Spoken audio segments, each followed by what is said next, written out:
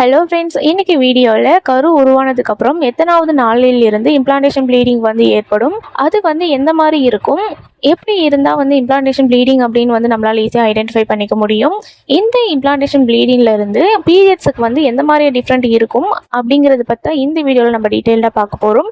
இது இல்லாமல் implantation bleeding உங்களுக்கு ஏற்படும் போது எப்போ கார்ட் டெஸ்ட் பண்ணால் கரெக்டான ரிசல்ட் கிடைக்கும் அப்படிங்கிறத பற்றியும் ஃபுல்லாக பார்க்க போகிறோம். வீடியோ யூஸ்ஃபுல்லாக இருக்கும், கடைசி வரைக்கும் ஸ்கிப் பண்ணாமல் பாருங்கள். அதுக்கு முன்னாடி இந்த மாதிரி யூஸ்ஃபுல் கண்டென்ட்டுக்கு நம்மளோட சேனலை சப்ஸ்கிரைப் பண்ணிவிட்டு இந்த வீடியோக்கு ஒரு லைக் பண்ணிடுங்க. வாங்க வீடியோக்குள்ளே போகலாம். முதல்ல இம்ப்ளான்டேஷன் அப்படின்னா என்ன அப்படின்னு தெரிஞ்சுக்கோங்க. நம்ம உடம்புல ஓவுலேஷன் நடக்கும்போது கருமுட்டை ரிலீஸ் ஆகும். அந்த நேரத்தில் விந்தணுவும் கருமுட்டையும் ஒன்றா இணையிற அந்த நிகழ்வுக்கு தான் ஃபெர்டிலைசேஷன் அப்படின்னு சொல்லுவோம். இப்படி அந்த கரு உருவானது மெதுவாக ட்ராவல் பண்ணி கர்ப்பப்பைக்கு வரும். அப்படி வர அந்த கரு கர்ப்பப்பையோட உள் சுவரில் போயிட்டு அப்படியே போய் பதியும். இந்த ஒற்றை அல்லது பதியிற ப்ராசஸ் தான் இம்ப்ளான்டேஷன் அப்படின்னு சொல்லுவோம். இந்த முக்கியமான இம்ப்ளான்டேஷன் ப்ராசஸ் நடந்தால் மட்டும்தான் உங்களுடைய உடம்புல நீங்கள் ப்ரெக்னெண்ட்டாக இருக்கீங்க அப்படின்னு உணர்த்தக்கூடிய எல்லா சிம்டம்ஸுமே தெரிய ஆரம்பிக்கும். இந்த இம்ப்ளான்டேஷன் எத்தனாவது நாளில் நடக்கும் அப்படின்னு பார்த்தீங்கன்னா, பொதுவாக உங்களுக்கு ஓவலேஷன் முடிஞ்சதுல இருந்து ஒரு 6ல் இருந்து 10 நாட்களுக்குள்ள இந்த இம்ப்ளான்டேஷன் ப்ராசஸ் நடக்கும். அதுவே உங்களுக்கு ரெகுலர் பீரியடாக இருந்துச்சு அப்படின்னா 28 நாட்கள் நீங்கள் வச்சுக்கோங்க. உங்களுக்கு 14வது நாளில் ஓவலேஷன் நடந்தது அப்படின்னா அங்கேருந்து ஒரு 6 to 10 நாளில் கணக்கு பண்ணிக்கோங்க. அதாவது உங்கள் சைக்கிளோட 20வது நாளில் இருந்து 24வது நாளுக்குள்ள இந்த இம்ப்ளான்டேஷன் நடக்கும். ஆனால் இது எல்லாருக்குமே ஒரே நாளில் கரெக்டாக இதே தேதியில் நடக்கணும்னு நம்மளால் சொல்ல முடியாது. சிலருக்கு கொஞ்சம் ஏர்லியாகவே, அதாவது 6 அல்லது 7வது நாள்லேயே நடந்துடும். இன்னும் சிலருக்கு கொஞ்சம் லேட்டாக 11வது நாளில் இருந்து இல்லைனா 12வது நாளில் கூட இது நடக்கலாம். இது உங்கள் உடம்போட ஹார்மோன் மாற்றங்களை பொறுத்து பாடி டு பாடி கண்டிப்பாக மாறுபடும். அதனால ஃபிக்ஸாக இந்த நாளில் தான் இம்ப்ளான்டேஷன் நடக்கும் அப்படின்னு நம்மளால் கண்டிப்பாக சொல்லவே முடியாது. இப்போ கரு உருவானதுக்கு அப்புறம் எத்தனாவது நாளில் இம்ப்ளான்டேஷன் ப்ளீடிங் ஏற்படும் அப்படின்னு பார்த்தீங்கன்னா, உங்களுக்கு பீரியட்ஸ் வர்றதுக்கு ஒரு 2ல் இருந்து 5 நாட்களுக்கு முன்னாடியே இது வந்துடும். ஆனால் இந்த ப்ளீடிங் எல்லாருக்குமே வருமா அப்படின்னு கேட்டிங்கன்னா, கண்டிப்பாக எல்லாருக்குமே வராது. ஒரு 100 பேர் ப்ரெக்னன்சி ட்ரை பண்ணுறீங்க அப்படின்னா அதில் ஒரு சில பேருக்கு மட்டும்தான் இந்த ப்ளீடிங் தென்படும். மற்றவங்களுக்கு அந்த இம்ப்ளான்டேஷன் ப்ளீடிங் உள்ளுக்குள்ளேயே நடந்துடும். வெளியே எந்த அறிகுறியுமே தெரியாது. அதனால உங்களுக்கு ப்ளீடிங் வரலை அப்படின்னாலும் நீங்கள் கவலைப்படணும்னு அவசியம் இல்லை. அதனால் இம்ப்ளான்டேஷன் ப்ளீடிங் எப்போ வரும் அப்படின்னு பார்த்தீங்கன்னா, உங்களுக்கு பீரியட்ஸ் வரதுக்கு 2 நாட்களுக்கு முன்னாடியோ இல்லை 5 நாட்களுக்கு முன்னாடியோ தான் ஏற்படும். அதனால் நீங்கள் கன்ஃபியூஸ் ஆகாதீங்க. இப்போது இம்ப்ளான்டேஷன் ப்ளீடிங் தான் உங்களுக்கு ஏற்படுது அப்படின்னு நீங்கள் எந்த மாதிரி கண்டுபிடிக்கலாம் அப்படின்னு பார்த்தீங்கன்னா, முதல்ல இதோட நிறம் எப்படி இருக்குன்னு பாருங்கள்.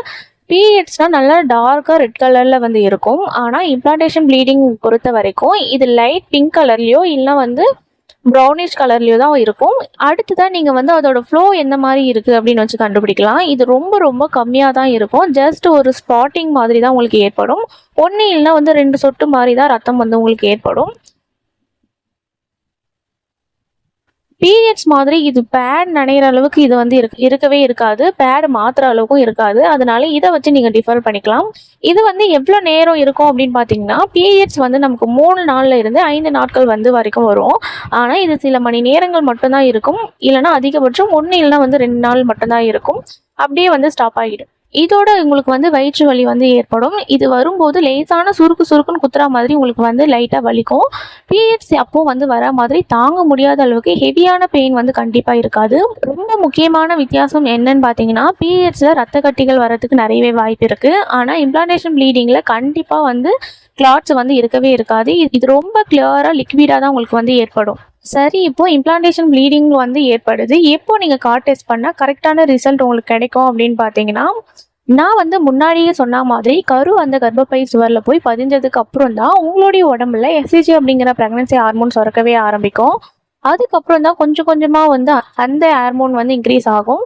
நீங்கள் அந்த ப்ளீடிங் பார்த்த உடனே டெஸ்ட் எடுத்தீங்க அப்படின்னா அப்போ உங்கள் உடம்புல ஹார்மோன் லெவல் ரொம்பவே கம்மியாக இருக்கும். அதனால நீங்கள் கன்சீவாக இருந்தாலுமே ரிசல்ட் நெகட்டிவ் அப்படின்னு தான் காட்டும். அது உங்களுக்கு தேவையில்லாத ஸ்ட்ரெஸ்ஸை தான் கொடுக்கும்.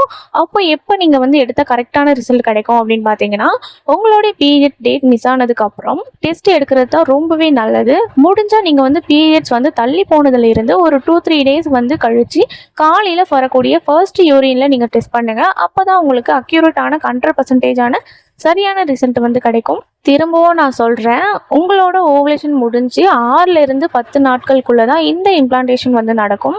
அதே நேரத்தில் உங்களுக்கு லேசான இம்ப்ளான்டேஷன் ப்ளீடிங் வந்து ஏற்படும்.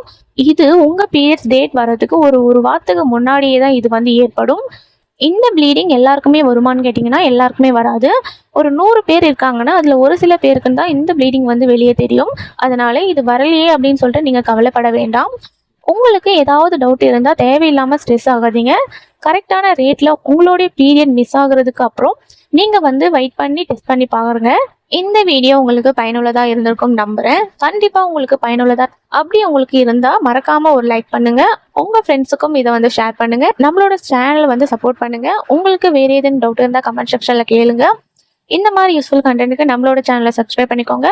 இந்த வீடியோ பார்த்தமைக்காக அனைவருக்கும் மிக்க நன்றி.